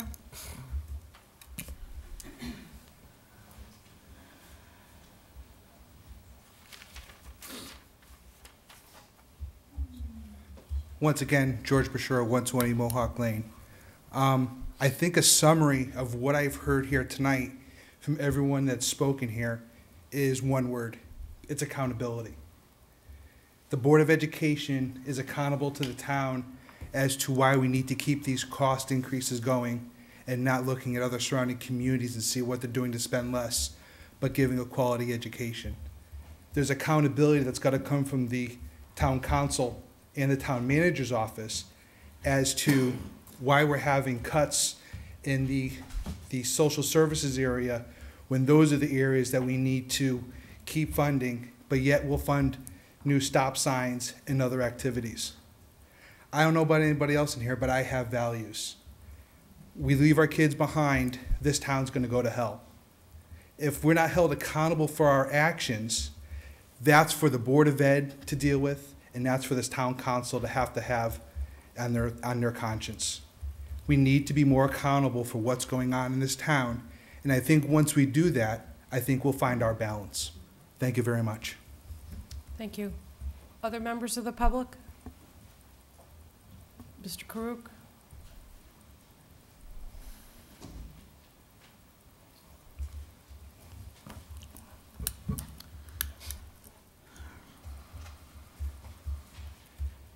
Well, Dave Karuk, 149 Broad Street. I like what the last speaker said. Well, he said it pretty aggressive. What was it? We're going to go to hell if we leave people behind. Well, I agree with him. You leave the most vulnerable vulnerable behind, and then your town goes downhill. I'm here to speak on behalf of the Youth and Social Services Department, as I spoke before. You probably forgot everything I said. I forgot a lot about what the first speaker said on this, so I think it's fitting that I repeat myself. These cuts, the Youth and Social Services Department serves youth with social, emotional, and economic needs. They fund, this department funds them, and it offers psychotherapy, individual and family counseling. Now, Wethersfield wants to eliminate its full-time clinical worker to replace that clinical worker with private contractors, part-timers, who are not familiar with this town, who do not establish a bond with these individuals. And I think that's a bad move. And like the last speaker said, if you neglect the people on the bottom, it's going to hurt the whole town. Well, he said go to hell, but I'm not going to say it. But well, I said it already. But I think it's a bad move. There may be some economic benefits to, like the first speaker said, parceling out to private contractors, but the economic benefits I don't think outweigh the benefits to the youth. We have to first consider how this is going to affect the youth who take advantage of this department. And as I said earlier, I am a special ed teacher, as Mr. Emmett was, and Mr. Moore knows very well that in the first speech, I don't remember this, but it was read, so I'll read it again. And it was kind of surprising. I have the speech here, and it's kind of surprising that I don't remember this, but I'll repeat it. Sue, who has a doctorate in education, stated that in her research, 232 reported in Wethersfield disciplinary incidents. 104 were considered serious, including use of drugs, fighting, threatening behavior, physical or verbal confrontational behavior. Now, these are the issues we're dealing with, and these are the issues you want to make cutbacks on, and I don't think that it's appropriate. I think the full-time clinician should stay. I think it's a benefit to our town, and we should not forget the people who are on the bottom, because it's going to affect our town in the long run. Thanks. Thank you, Mr. Krug. Ms. Rue?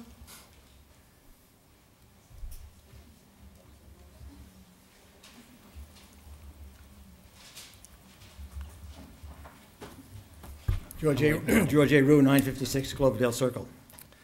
I'd like to share just a parting thought. There were many, many interesting points that were raised this evening. And the feeling one gets from people in government is the only way to solve a problem is to throw more money at it. More money makes for better stuff. And that's not really true.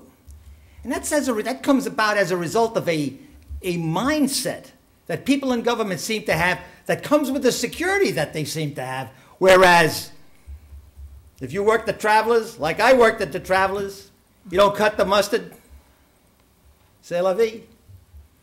You're in the garage business. If your rates get too high, I'll say to heck with you, I'll go park someplace else. Mr. Kotkin works for the electric company, I think. I don't know who you work for. I thought it used to work for the electric company, but the rest of you were in the private sector.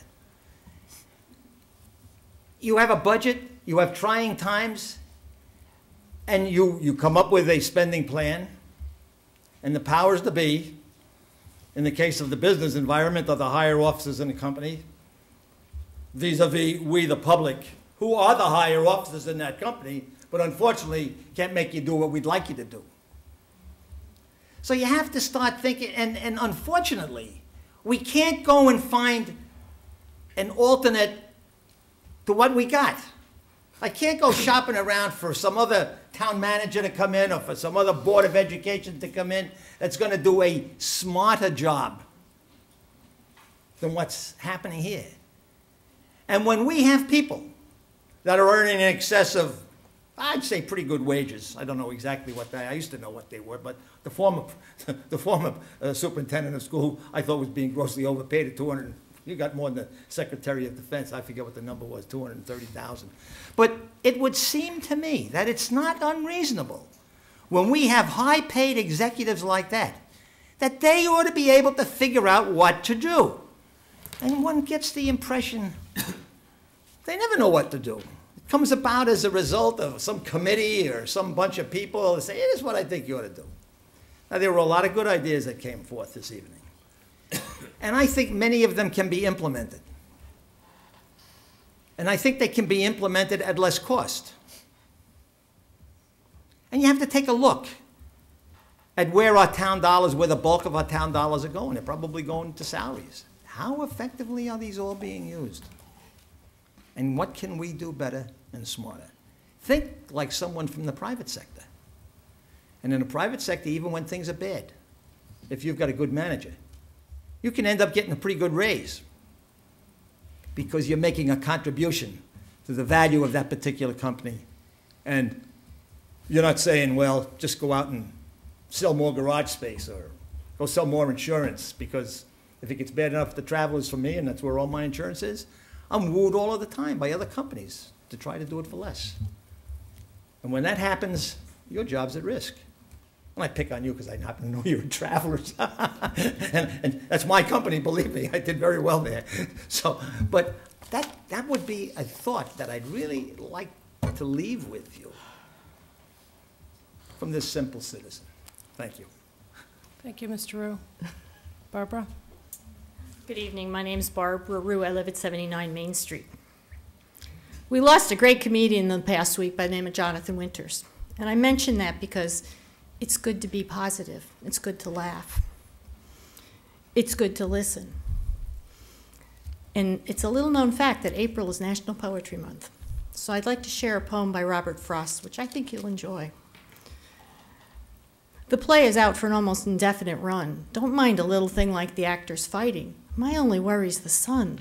What'll we do if something goes wrong with the lighting? We have a lot to be thankful for. We have a lot of challenges, but I know we can make them. And I have an idea. You know, if we spent $6 every week on 2 lotto tickets, we might win. And I'm willing to bet we could raise the $312 through donations that project would run. So I'd like to make a donation of $1 to start the fund to buy lotto tickets twice a week. Because you never know. You can't win if you don't play. And it puts money in the state coffers. Maybe we should have standards that we only buy tickets when it's $100 million. But man, could we have a good time if we won. So I leave you my donation.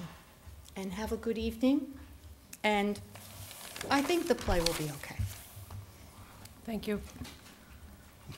Other members of the public? I think I'll more than match that.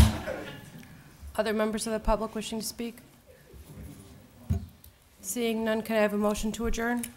So moved. Second. All those in favor? Aye. Aye. Opposed? Abstentions? Thank you. I think it's illegal for us to do that. Let's go grab those $2.